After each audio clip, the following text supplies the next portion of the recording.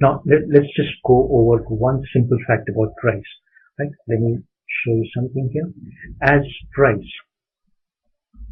we have the graphs on price. We have the x-axis showing the time. We have the y-axis showing the price. And in between all of this, you have price moving. Usually price never moves in a straight line here, nor does it move in a straight line like this, or like this for that matter. Price always moves in, price always moves in a diagonal. So obviously diagonal levels, trend lines are usually considered to be very effective. Fibonacci fans are based on nothing but trend lines.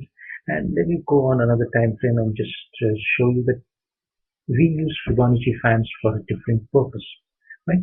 Now Fibonacci fans are nothing but fib levels. What we have to do, like in all Fibonacci levels, any kind of Fibonacci level, let's take this time zone itself, you have to decide on the correct place to start plotting your Fibonacci levels. What I would generally tend to do is, what I want to do always is identify the pivot points. That means I will identify the swing highs and the swing lows.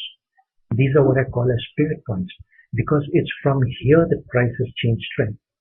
Learn to look at price action. Price gives you enough of clues. In this previous entire downtrend over here, you had all your highs going lower. Your highs were going lower, each and every high. Your lows were going lower. It's only after this that your lows started going higher. So this becomes the pivot point. So I look at this as a swing point. This I would classify as an impulsive wave. And I would be taking the lowest low from here, not this low, because you still have a low low. Your Fibonacci levels, whichever Fibonacci levels you're looking at, whether it's a retracement, whether it's an expansion, whatever situation you're using it, you should always plot your fibs on pivot points, places where prices change trend from, never in between. If you plot them an in between level, it will not give you the correct picture. So we are talking about the fans. Let's plot the fans. I will plot my fans from swing high to swing low. This is where I would ideally plot my fans. Now, if you look at this, let me zoom it inside. We have different fan levels. What I generally tend to follow is I have fan levels for a certain purpose, the 38, 38.2, 50, 61.8, 76.4, and 88.6. Now, each and every fan level has got a different purpose to it, but the most important one is the 88.6, which we will be concentrating more on. The base of today's topic is that. Now let's understand the fans.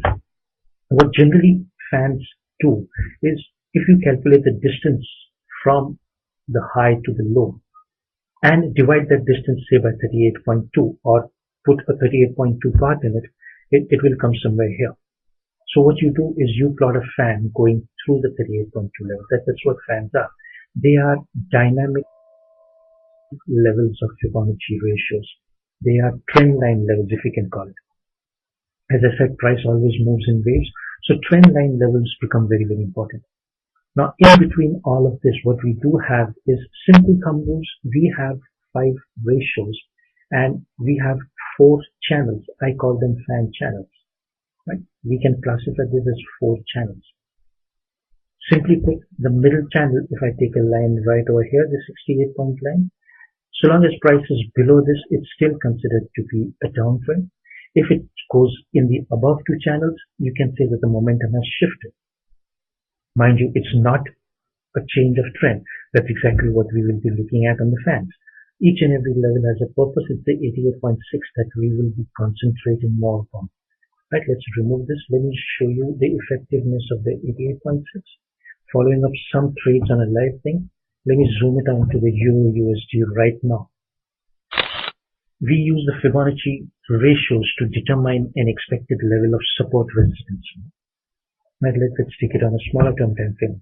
Now, where would you classify the swing points? I would classify the swing point, the last swing point, as these. These can be classified as swing points.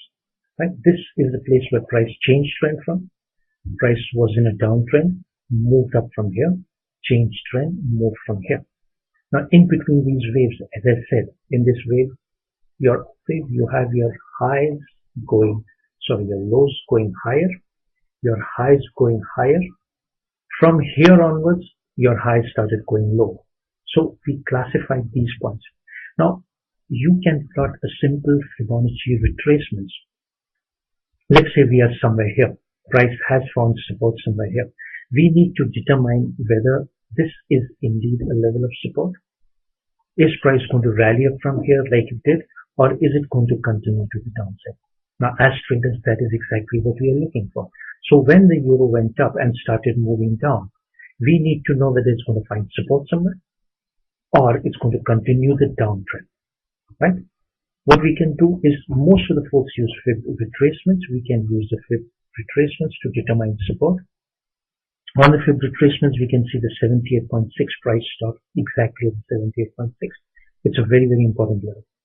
But your Fib retracement does not tell you isn't there a distinct possibility the price could still stop at 78.6, move up a little, and still come down. You're really not sure. So your retracements will not tell you that. It is your fans which will give you that. If we plot fans on the same points, swing low to swing high, and if price stops within the 88.6 fan level, as I said, it's your 88.6 fan, which is the most important fan level. If it stops exactly at the 88.6, then the possibility of price moving up is pretty much high. Now this becomes the barrier. This is the filter to determine whether this move down is going to be a mere retracement or is it going to turn into a full-fledged reversal. 88.6 fan tells you that. If price stops anywhere above this, it doesn't necessarily have to stop at the fan. If it stops anywhere within the 88.6 and goes up, you can expect the uptrend to continue, or you can expect price to resume the uptrend. If you have a close of a bar below the 88.6, it means that the momentum has turned bearish and we can expect price to move down. Now there are certain thumb rules which we will follow, but the most important point, as I said, is your 88.6 fan is a very, very important level. This is the filter. So the topic of our webinar today is using the fans to determine the extent of a pullback. If it remains anywhere within the 88.6, it is a pullback. It is a retracement. If it gives you a close below the 88.6, it is a reversal. That's as simple and plain as I can put it. Right? Now, let's consider the options. If you have price stopping right exactly at the 88.6, or let's say even at a 76.4 fan, even a 61.8, and starts moving up, we can expect price to resume the uptrend, and we say that, okay, we are looking at bullish moves right now. Taking this particular example, what happens when price breaks the 88.6? That is more important. When price breaks the 88.6, what do we do? As traders, something which I've always maintained is you decide on the levels. You use the tools of technical analysis so that you can manage your trades more efficiently.